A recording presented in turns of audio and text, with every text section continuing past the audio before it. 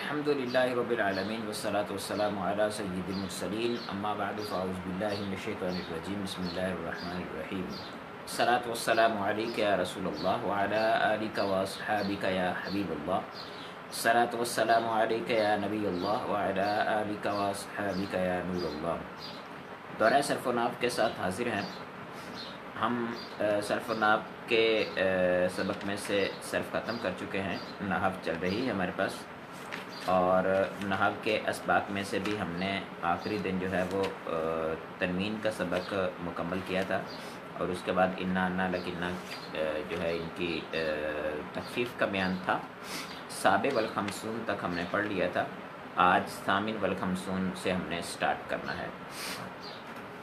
انا انا کا انا اور لکنہ جو ہے ان کی تخفیف کے بارے میں فرما رہے ہیں، کہتے ہیں کہ ان حروف کی تخفیف یعنی ان کے نون مفتوح کو حذف کر دینا جائز ہے۔ ان کی تخفیف کا فرما رہے ہیں کہ نون مفتوح کو حذف کرنا، ذیشان بھائی فی الحال میں بورے والا سے ہوں، ویسے پہلے لاہور سے ہو رہا تھا۔ ان حروف کی تخفیف ان کے آخر سے نون کے حذف کر دینا جو ہے وہ جائز ہے، کیونکہ اس میں دو نون ہوتے ہیں، مشدد ہے سارے کے سارے، انا بھی، انا بھی، کانا بھی اور لکنہ، یہ سبھی جو ہیں ان کے آخر میں نون مشدد ہوتا ہے۔ اور نون مشدد جو ہوتا ہے اس میں آپ یہ جانتے ہیں کہ ایک مدغم اور ایک مدغم فی ہوتا ہے، یعنی ادغام کی صورت میں ایک مدغم اور ایک مدغم فی ہوتا ہے۔ جو مدغم ہوتا ہے وہ ساکن ہوتا ہے، اور مدغم فی متحرک۔ تو وہ جو متحرک نون ہے اس نون کو جب ہم حذف کر دیں گے تو نون جو مدغم ہے وہ باقی رہ جائے گا اپنی اصلی حالت پر، یعنی سکون کے ساتھ، تو وہ ساکن حرف رہ جائے گا۔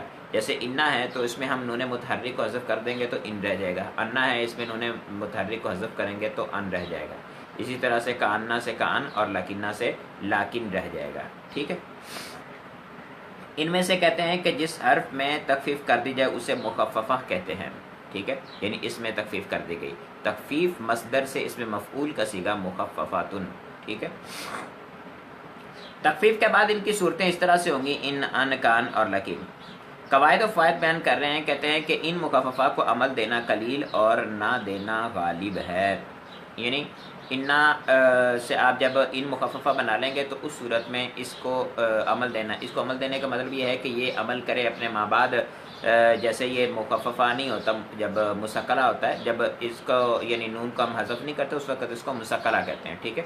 تو جب یہ مسکلہ ہوتا ہے تو اس ٹائم اس کا جو نون ہے وہ موجود ہوتا ہے، تو اس ٹائم یہ اپنے ماں بعد میں عمل کرتا ہے، جملہ اسمیہ پر داخل ہوتا ہے، اپنے اسم کو نصب اور خبر کو رفع دیتا ہے۔ تو اب جب یہ مخففہ ہو جائے گا تو اس صورت پہ عمل کرے گا یا نہیں کرے گا، تو اس کے بارے میں فرما رہے ہیں کہ اس کے ماں بعد کو عمل دینا قلیل ہے۔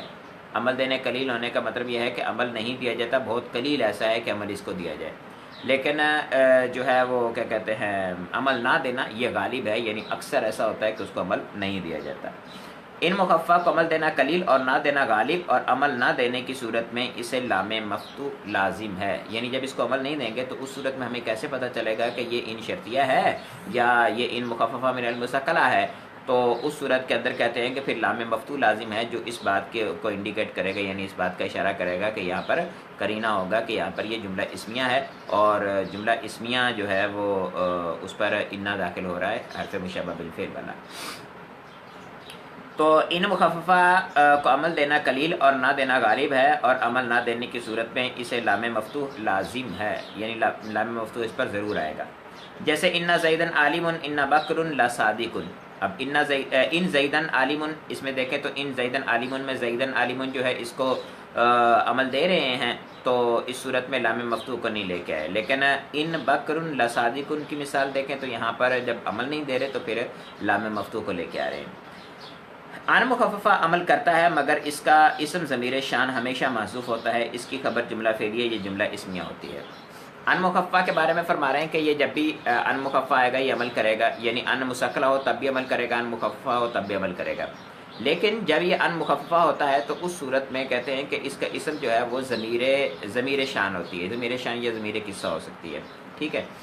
اب ضمیر شان اور یہ ضمیر قصہ وہ محذوف ہوتی ہے، محذوف ضمیر شان ضمیر قصہ اس کا اسم بنے گا، اور جو اس کی خبر ہے وہ جملہ اسمیہ بھی آ سکتی ہے، جملہ فعلیہ بھی آئے گی، کبھی جملہ اسمیہ آ جائے گی، کبھی جملہ فعلیہ آ جائے گی۔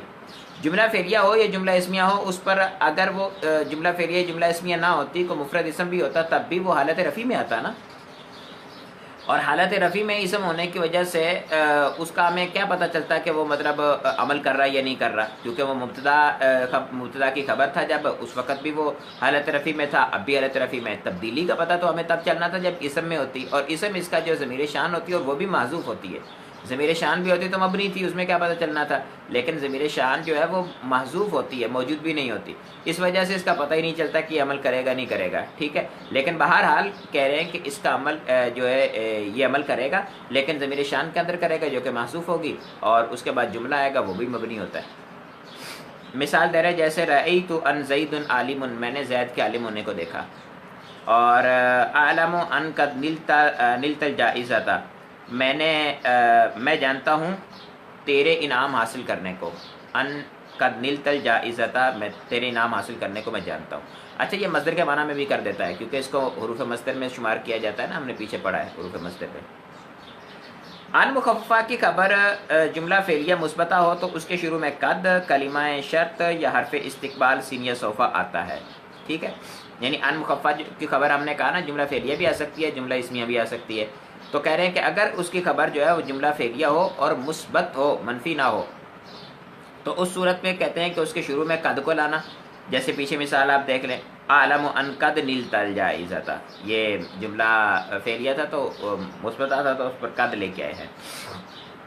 یا پھر کلمات شرط یا حروف استقبال، کلمات شرط وغیرہ بھی داخل ہو سکتے ہیں، کیونکہ آگے اگر شرط زا ہو جائے تو اس صورت میں یہ نہ لا سکتے، کوئی مسئلہ نہیں۔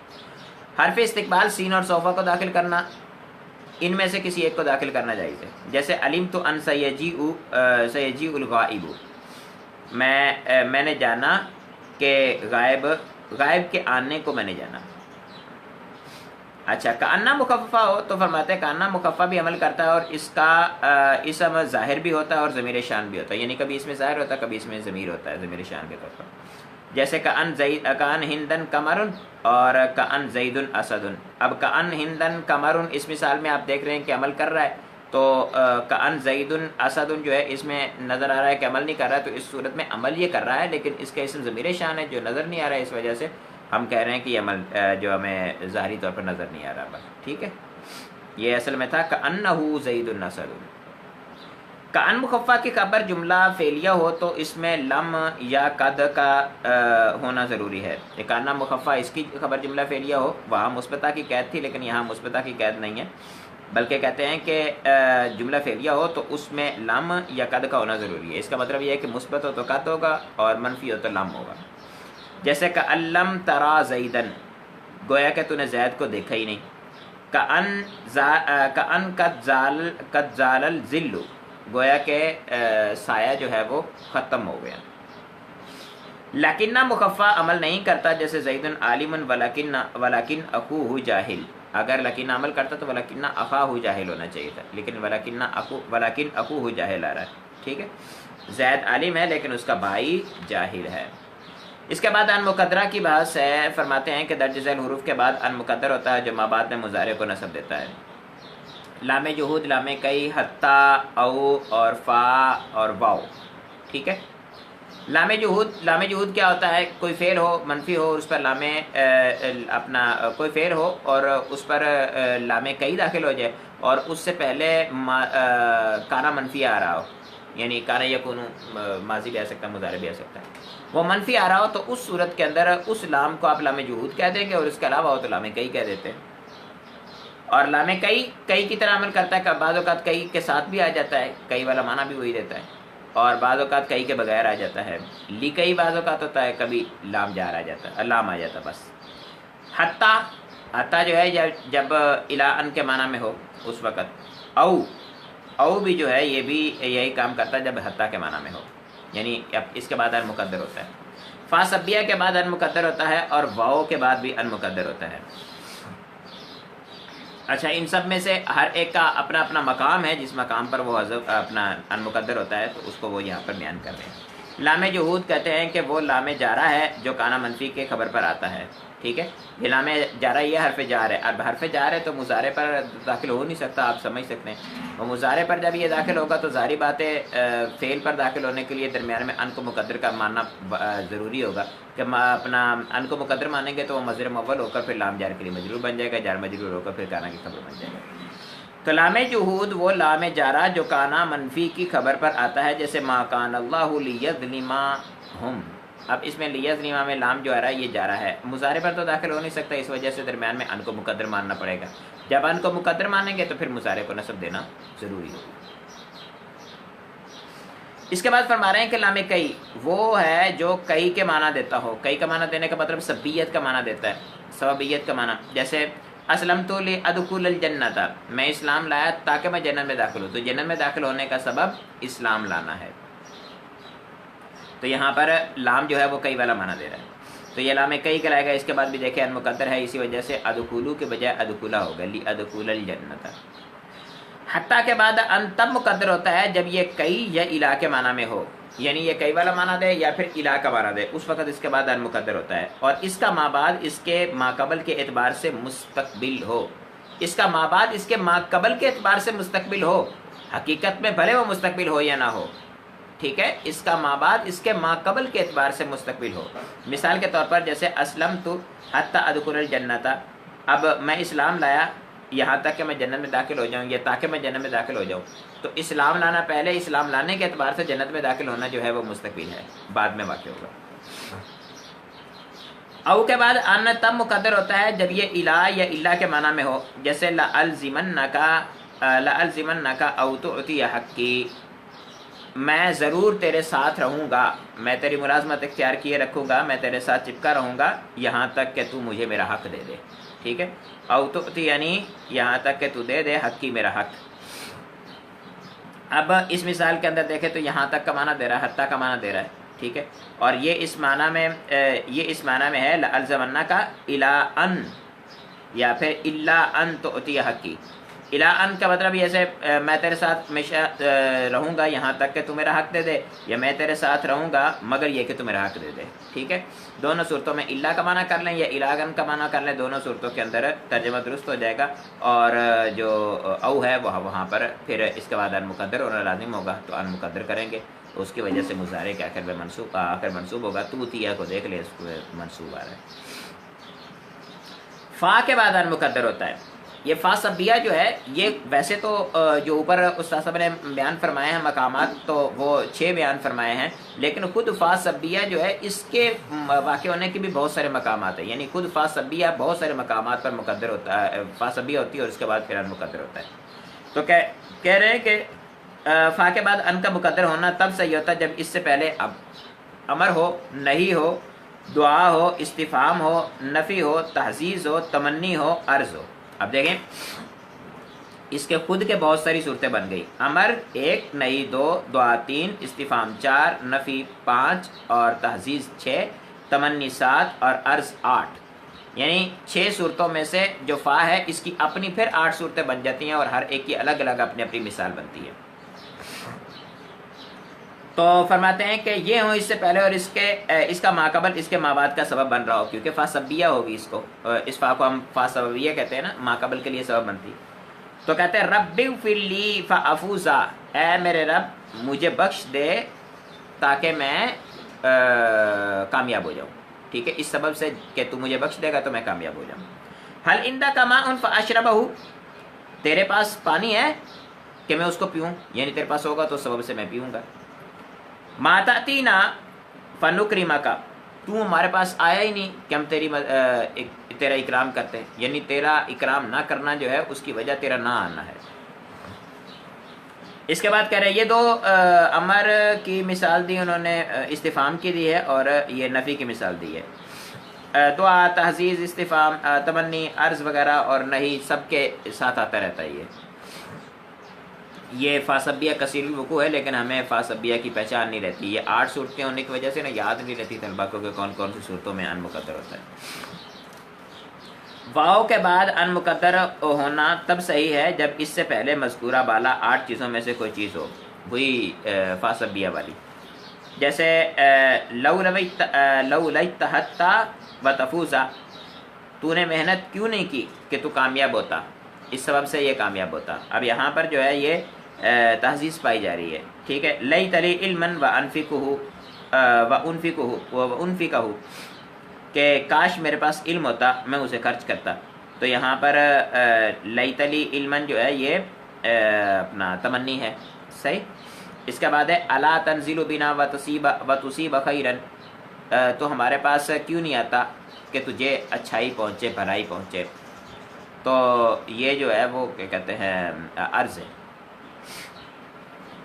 کہہ رہے ہیں کہ حتیٰ اگر حرف ابتدا ہو تو اس کے بعد المقدر نہیں ہوتا. حرف ابتدا ہو تو اس وقت یہ کوئی معنی نہیں دیتا. جیسے مرید زید حتی لا ارجوہ، زید مریض ہوگا یہاں تک کہ زید مریض ہو گیا، اس کے بچنے کی اب کوئی امید نہیں ہے. زید ایسا بیمار ہے کہ مجھے اس کی زندگی کی کوئی امید نہیں ہے. ٹھیک ہے. یہاں پر دیکھیں حتیٰ کوئی معنی نہیں دے رہا اپنا. حتیٰ کہ حرف ابتدا ہونے کا معنی یہ ہے کہ یہ جس مضارع پر داخل ہو اس سے زمانہ حال مقصود ہو، اور اس صورت میں ضروری ہے کہ اس کا ماقبل مابعد کا سبب ہو، لیکن حتیٰ خود اپنا کوئی معنی نہیں دے گا. یعنی مضارع جو ہے وہ حال استقبال پر پہلے دلالت کر رہا تھا، اب حال کے ساتھ وہ خاص ہو گیا. اور دوسرا یہ ہے کہ وہ سبب کا معنی بھی وہ دے گا، خود مضارع ہی دے گا.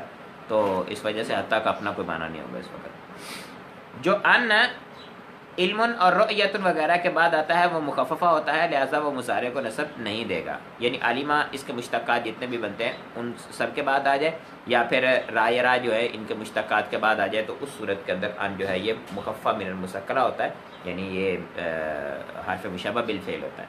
تو یہ اس کی پہچان استاد صاحب نے بیان فرمائی ہے کہ علمت ان سیرجع بکر، میں جانتا ہوں بکر کا واپس لوٹنا. اب یہاں پر دیکھیں تو علیمہ کے بعد آ رہا ہے، اور رأیت اللہ یفوز خالد، میں نے خالد کا کامیاب نہ ہونا دیکھا.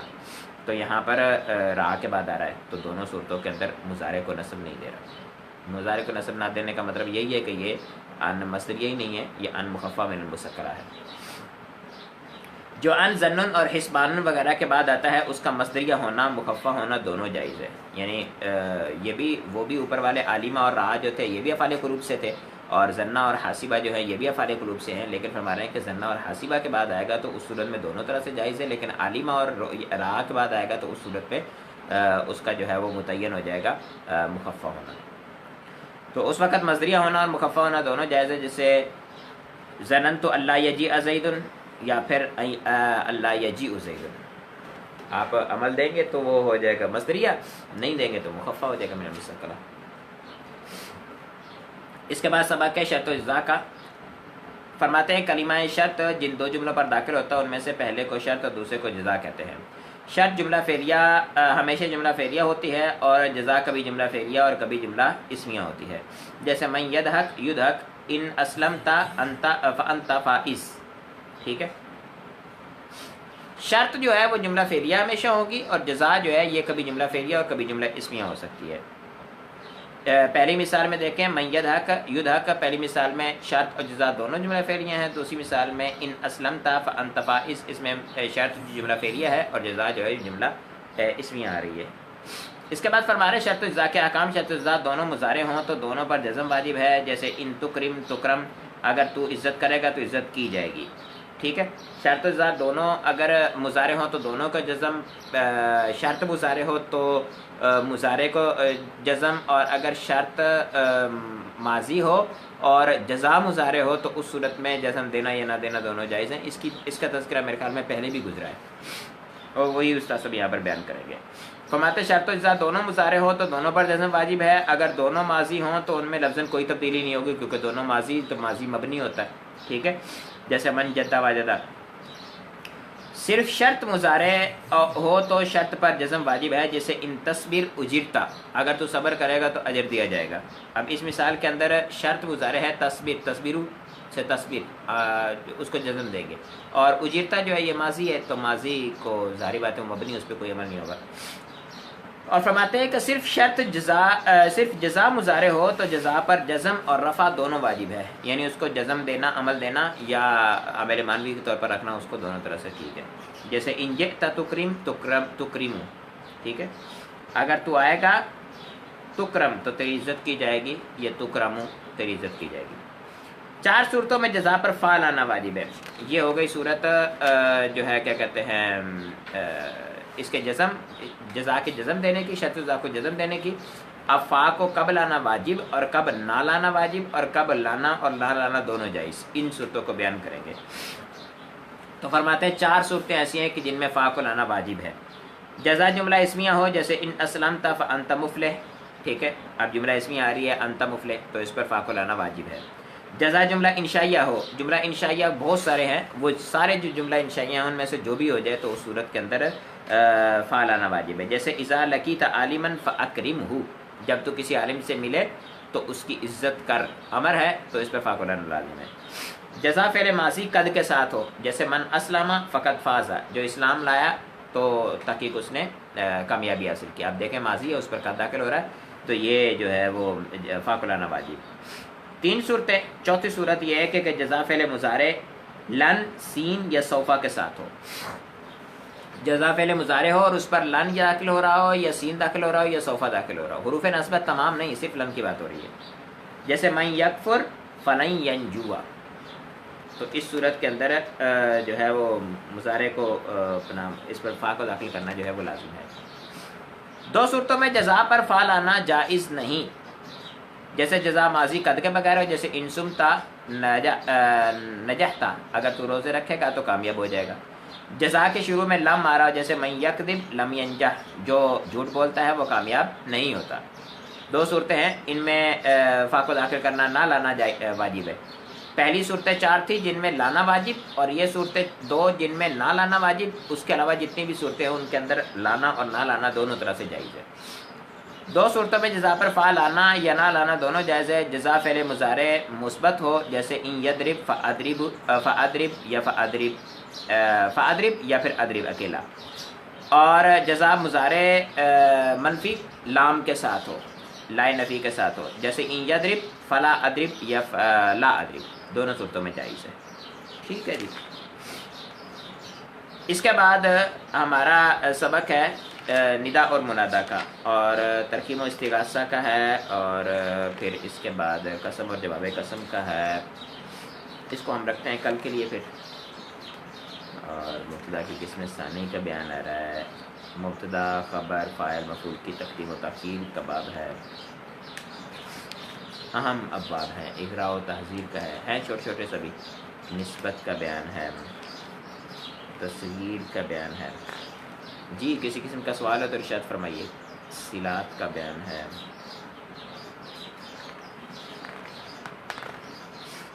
جملوں کے اعراب کا بیان ہے اور قواعد و ترکیب ہے. یعنی ہمارا 61 نمبر آج سبق ہو گیا ہے، تو ٹوٹل 72 ہیں.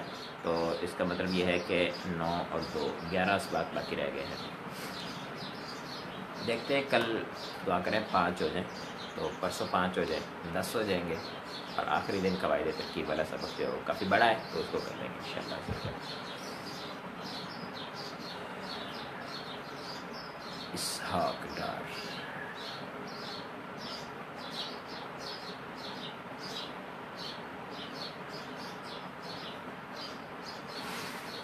جی کسی قسم کا سوال نہیں ہے. تحزیز کا مطلب ہوتا ہے ڈنڈ ڈپٹ کرنا، ابھارنا بھی ہوتا ہے اس کا مطلب تحزیز.